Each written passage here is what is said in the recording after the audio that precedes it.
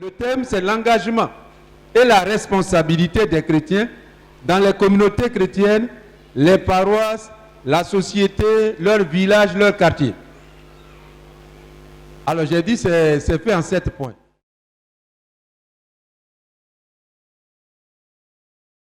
Sixième point, avant-dernier point, être la communauté chrétienne et la société, non plutôt le baptisé et la communauté chrétienne doivent travailler à l'œuvre de Dieu. L'œuvre de Dieu. Jésus dit dans l'évangile de Jean qu'il est venu travailler à l'œuvre de Dieu. Je l'ai dit tout à l'heure. Travailler à l'œuvre de Dieu. Matthieu chapitre 20, versets 1 à 7, où Jésus dit, en parlant des croyants, allez vous aussi à ma vigne. Allez vous aussi à ma vigne. Ne soyez pas passifs, paresseux à ne rien faire. Non, vous lisez ce texte. Chaque fois que Jésus trouve des gens, il dit, allez vous aussi à ma vigne. Je l'ai dit tout à l'heure. Donc, chaque baptisé, chaque croyant doit se considérer comme un ouvrier et une ouvrière de Dieu, dans le champ de Dieu, qui est l'église, mais qui est aussi la société, qui est le monde. Là où tu vis dans ta famille, dans ton travail, dans la société ivoirienne, tu dois te considérer comme un ouvrier et une ouvrière de Dieu. Là où tu es. C'est Dieu qui t'envoie. C'est Dieu qui t'a mis là où tu veux. Sinon, si Dieu ne veut pas, tu ne peux pas être là où tu es. Et dans ce que tu es, tu ne peux pas. C'est grâce à Dieu. Et donc le chrétien, il doit toujours ça considérer comme l'envoyé de Dieu. La présence de Dieu. Pour manifester la présence, l'amour, la bonté, l'unité de Dieu là où il vit, ou là où il travaille, là où il s'engage. Donc, travailler à l'œuvre de Dieu. Ça veut dire quoi concrètement? C'est encore le mot revient ce matin avec les tests de la résurrection. Rendre témoignage au Christ ressuscité. Une vie nouvelle de témoignage. Témoigner.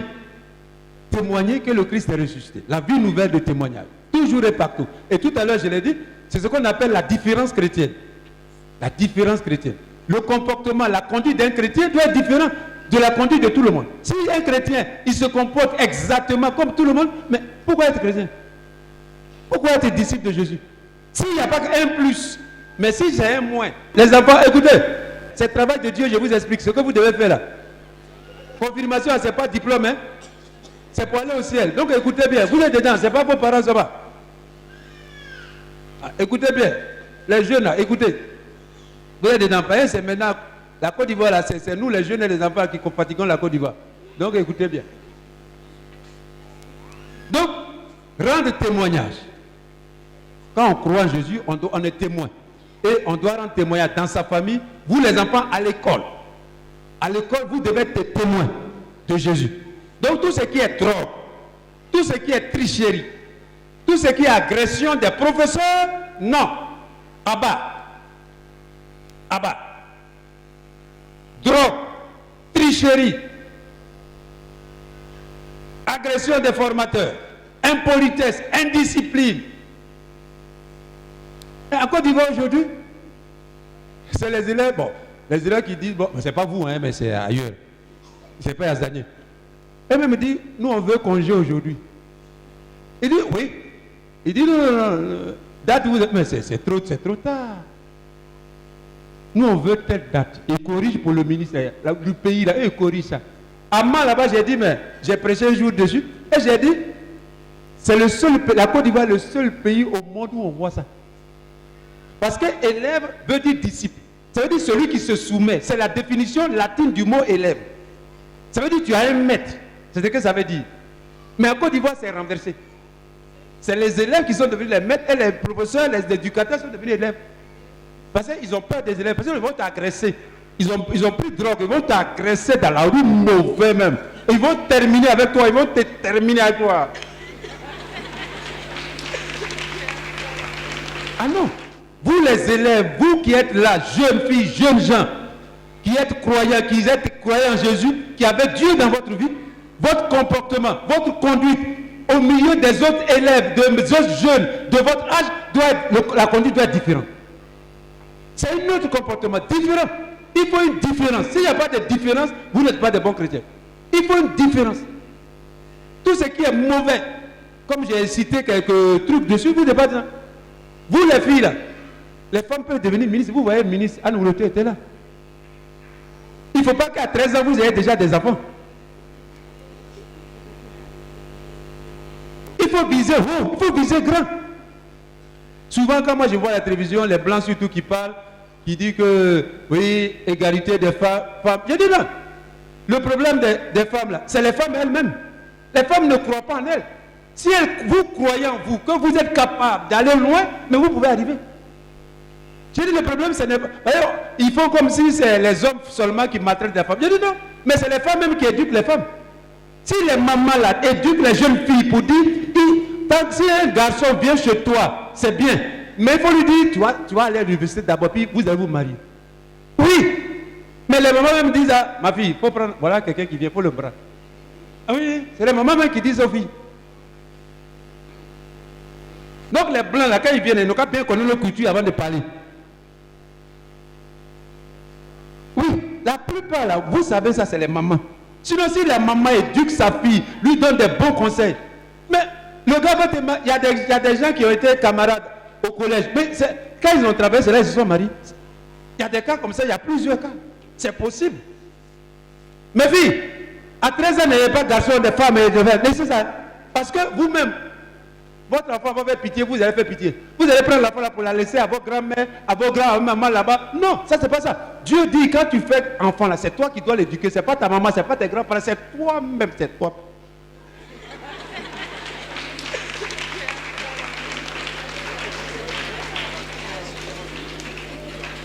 Soyez ambitieuses. Vous qui allez à l'école, les femmes, les filles, soyez ambitieuses. Rêvez grand. Ne rêvez pas petit, ne rêvez pas court.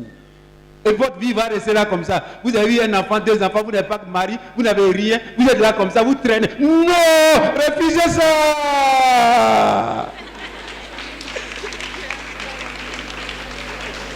Le témoignage. Après le témoignage, c'est l'évangélisation. Annoncer Jésus. Faire connaître le nom de Jésus à ceux qui ne le connaissent pas encore. Matthieu chapitre 28, verset 19 à 20. Allez de toutes les nations, faites des disciples, baptisez-les. Voilà. Donc le chrétien, au milieu de ses amis, de ses camarades, chez nous, on ne force pas quelqu'un pour devenir chrétien. Mais on peut l'encourager. Alors nous, si vous obligez, par exemple, si vous dites à quelqu'un, si tu ne vas pas à l'église, tu n'es plus dans ma maison, ça, ce n'est pas un bon chrétien. Nous, on n'est pas comme les autres. Mais on peut encourager, on peut motiver, on peut inviter. Par exemple, quelqu'un à la maison dit, ah mon frère, je m'avais la prière, est-ce que tu peux m'accompagner? Voilà. Ou bien ceci. Donc, on peut motiver. Donc, il y a différents... Il ne faut jamais obliger quelqu'un à devenir chrétien. Jamais. Jamais. Parce que Dieu a son heure et a son temps dans la vie de chaque personne. Il faut le laisser. Mais on peut l'encourager, on peut le motiver, on peut l'inviter, et c'est ça qu'il vous demande. Ensuite, si c'est dans la communauté chrétienne, comme j'ai dit tout à l'heure, les animateurs, les catéchistes, voilà, vous devez vous engager pour aider ceux-là. Donc, faire connaître le nom de Jésus à ceux qui naissent à la foi, à ceux qui ne le connaissent pas encore, fait partie des responsabilités d'un chrétien. Encore, comment travailler à l'œuvre de Dieu, comment aider la communauté chrétienne à grandir. Donc, j'ai dit par le témoignage, par l'annonce de la parole de Dieu, faire connaître Jésus. Et troisièmement, aider la communauté chrétienne à réaliser sa mission du salut en apportant sa contribution matérielle et financière à la communauté. Ça, c'est un aspect important. Comment faire grandir la communauté? Comment travailler à l'œuvre de Dieu? En Luc chapitre 8, versets 1 à 3, on lit ceci. Jésus allait dans les villes et les villages pour y prêcher et annoncer la bonne nouvelle du royaume de Dieu. Les 12 apôtres l'accompagnaient, ainsi que des femmes qui avaient été délivrées d'esprits mauvais et guéries de maladies. Marie, appelée Marie de Magdala, dont étaient sortis 7 esprits mauvais, Jeanne, femme de Cousa, un administrateur d'Hérode, Suzanne et plusieurs autres qui utilisaient leurs biens pour aider Jésus et les apôtres. Donc, il y avait Jésus, il y avait les apôtres, et il y avait un groupe de femmes qui les accompagnaient de village en village. Et on dit, elles mettaient leurs biens au service de Jésus et des apôtres. Elles les aidaient. Ce n'est pas Jésus qui les a appelés, mais elles-mêmes, elles participaient à la réalisation de la mission de salut. Elles aidaient Jésus et les apôtres à bien faire le travail de Dieu. Donc, les baptisés, les croyants sont appelés, chaque baptisé est appelé à contribuer, à apporter sa collaboration à l'avancée de l'évangélisation du travail de Dieu. Par ses biens, ce qu'il possède, ce que Dieu lui donne, il doit aussi aider, prendre un peu pour dire, ah Seigneur, tu m'as fait bien, tu m'as donné ceci. Moi aussi, au cours de cette année, je mets cette somme ou ce moyen-là à la disposition des hommes de Dieu de l'Église pour que le travail de Dieu avance. Les femmes l'ont fait. Luc 8, 1, 3. Ensuite, Galates chapitre 6, verset 6, l'apôtre Paul écrit ceci. Celui qui reçoit l'enseignement de la foi chrétienne doit partager les biens qu'il possède avec celui qui lui donne l'enseignement du salut. Celui qui reçoit l'enseignement de la foi chrétienne doit partager les biens qu'il possède avec celui qui lui donne l'enseignement du salut. Galates 6, 6. Donc, vous là, nous travaillons à votre salut. Vous tous qui êtes là, quand vous écoutez, on est en train de travailler à votre salut. Mais en conséquence, comme nous on ne fait que ça, et l'Église est là pour ça, vous, en retour, votre argent que vous avez, vos biens matériels que vous avez, vous devez en retour, par charité, par justice, donner une partie à ceux qui travaillent à votre salut. Galates 6, 6. Et comme vous le savez, dans l'Ancien Testament, en Genèse chapitre 28, verset 22, ou dans le livre de Nombres, chapitre 18, verset 21,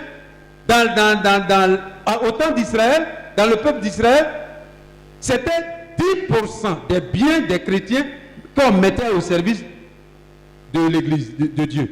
10%, c'est ce qu'on appelle la dîme. Le Seigneur dit, et voici le salaire que j'accorde aux Lévites pour le service qu'ils accomplissent à la tente de la rencontre. Je leur donne en partage la dîme, c'est-à-dire 1/10 de tout ce qui est produit en Israël. Donc, dans le peuple d'Israël, chaque croyant, chaque membre du peuple d'Israël devrait, à la fin de l'année, mettre 10% donc, de ses biens, de son argent, au service de Dieu. Bon, pour faire le temple ici, pour réparer le temple, pour faire des missions. Voilà. Ici, il y a par exemple construire les églises, entretenir les chapelles, voilà. Avoir les moyens pour faire la mission des motos, des voitures, voilà. Entretenir ce qui existe, aider les pauvres, ça fait partie. Aider les pauvres fait partie de la mission de l'église. Vous voyez, je suis venu, j'ai visité ici à Zanier 10 personnes, 10 pauvres. 5 qui ne vont même pas à l'église, qui ne sont pas musulmans, baptistes, catholiques, non, 5. 3 catholiques et 2 autres musulmans évangéliques. Je l'ai fait aussi à Zoro. Ça fait partie du devoir de l'église. Mais c'est grâce aux fidèles que je dois avoir les moyens. Mais je remercie, à Mans, les gens sont formidables. Une fois à Mans, j'ai dit à la cathédrale, bon, je vais aller visiter 50 pauvres, 50 familles pauvres. Je demande 50 kilos de riz. J'ai eu plus de 50 kilos, c'est 50 sacs de riz. Oui, c'est ce que vous devez faire. Il ne faut pas oublier ça. L'église, Jésus passait en faisant le bien. L'église est là, la communauté, pour prolonger partout dans le monde le service de Jésus. Auprès des plus pauvres, des plus démunis, de ceux qui sont en détresse, de ceux qui sont désespérés, des personnes éprouvées. Mais c'est grâce à vous. Je vais vous donner un témoignage qui m'a marqué, qui me marque. J'ai dit, je suis venu ici. Une femme, je ne l'ai jamais vue. Une femme qui n'est pas du diocèse de Mans. Certainement, elle a vu sur les réseaux sociaux comment je visite les pauvres. Elle a ouvert pour moi, à mon nom, un compte à la banque cible de Mans. Je ne la connais pas. Et, comment on appelle le truc là? Carte magnétique. Voilà. Elle a demandé mon nom, elle a fait carte magnétique. Elle est venue discrètement, je ne sais pas à qui elle a donné, pour faire parvenir sa main. Donc, actuellement, là, en janvier, plus ici, c'est là-bas que je vais prendre l'argent. Elle m'a mis ça à ma disposition pour aider les pauvres. C'est ça que vous tous, vous devez faire. C'est ça que vous tous, vous devez faire. Vous tous. Parce que c'est en votre nom, à votre place que je le fais. Donc la femme, vraiment, je l'ai dit, je ne la connais même pas. Je ne l'ai jamais vue. Vous voyez? Mais ça, vraiment, j'ai dit, mais ça, c'est une femme de Dieu. Elle n'est pas de mon Dieu. Elle n'est pas une parente. Mais elle a vu, elle dit non. Il faut qu'elle a ouvert le compte et discrètement. Si c'est habituellement, au contraire, la personne est fière de se présenter. Dit, ah, mon Seigneur, c'est moi qui ai ouvert votre compte. Non. Je ne la connais même pas. Donc, aider les pauvres, les personnes éprouvées, les gens en difficulté, ça fait partie du rôle de l'Église. Pour les messes, les célébrations, les liturgies, ça fait partie. Donc, 10%. Vous voyez, dans l'Ancien Testament, c'était 10% des biens d'un croyant. Il sait que dans l'année, c'est Dieu qui lui a permis d'avoir l'argent, de travailler, de construire des maisons, d'avoir voiture. Mais en retour, il dit, je prends telle partie de mes biens, je mets ça au service de Dieu pour que l'œuvre de Dieu avance dans le monde. Pour que l'œuvre de Dieu avance dans le monde. Donc vous les fidèles catholiques, n'attendez pas que ce soit le curé qui vient dire, bon, veuillez payer votre dîner du cul,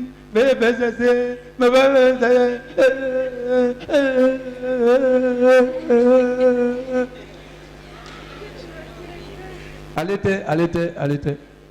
C'est chaque croyant, au nom de Dieu et par amour de Dieu et dans la foi en Dieu, en Christ, ce que Dieu a fait pour lui dans l'année, ce que Dieu est en train de faire, tous les biens qu'il possède, l'argent, les bijoux, l'or, toutes les maisons, toutes les voitures, les chaussures, tout ça, il considère ça comme bien de Dieu, comme bénédiction de Dieu. Et en retour, librement, volontairement, oui, spontanément, le chrétien, le croyant dit dans la foi, oui Seigneur, ça là, je mets ça à ton service pour que ton œuvre avance dans le monde, dans l'église, dans la société ivoirienne. C'est vrai, vous cotisez, mais ce n'est pas comme ça, ce n'est pas avec cet esprit spirituel que vous venez. Non. Dans l'Ancien Testament, c'était 10%. 10% des biens. C'est-à-dire, si dans l'année, tu as fait 10 sacs de cacao, tu dois donner à Dieu un sac de cacao. Pour dire, Seigneur, tu m'as béni, tu m'as sanctifié, grâce à toi, il y a eu tout ça. Ça là, je donne ça pour que ton travail continue, pour que tu sois glorifié dans le monde. Donc, à travers votre participation matérielle et financière, à travers l'argent et les biens que vous donnez pour le travail de Dieu, c'est l'œuvre de Dieu qui est glorifiée. C'est l'œuvre de Dieu qui avance. C'est l'autre manière importante de travailler à la construction de l'église, à la gloire de Dieu et de travailler à votre salut. Parce que je l'ai dit, l'argent que vous avez là, les biens que vous avez là, si vous ne prenez pas ça pour glorifier Dieu, pour que le travail de Dieu avance, que la nuit là, Dieu siffle sur vous, vous avez perdu. Mieux vaut prendre une partie pour travailler à votre salut, pour que vous soyez sauvés. Donc vous ne perdez pas. Vous avez pour la terre, vous avez pour le ciel. Mais nous, on veut s'accombrer des biens. Mais la plupart là, Dieu quand il siffle, tu es mort la nuit là, tout ça c'est... Nous les jeunes là, héritage qu'on nous laisse là-haut, on vend tout. Côte d'Ivoire maintenant, tout le monde vend tout. Même peut-être bientôt on va vendre les hommes maintenant. À Côte d'Ivoire, on vend, hein. Mon père, c'est pas ça. Nous ici, nous faut vendre. Les élèves vendent leurs livres. Tu ne vas pas acheter des livres là, tu vends ça.